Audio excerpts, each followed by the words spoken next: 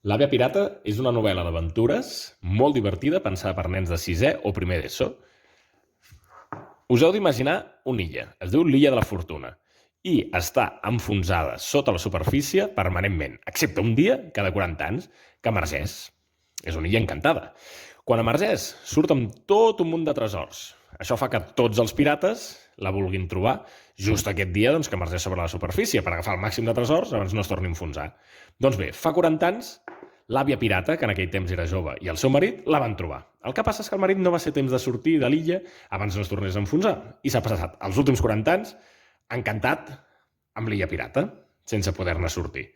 40 anys després, l'àvia pirata amb els seus dos nets la volen trobar. En aquest llibre hi ha de tot. Hi ha aventures, segrestos i molts pirates. I la gràcia de tot és que al final del llibre es descobreix que en realitat hi ha un munt de llegendes populars catalanes que potser ens havien passat per alt. Perquè, de fet, molts dels personatges en realitat són llegendes populars catalanes. Quan hi arribes, en l'apartat La mitologia catalana et descriu quin dels personatges apareix al llarg de la història i és mitologia catalana, i una petita descripció d'on ve aquesta mitologia.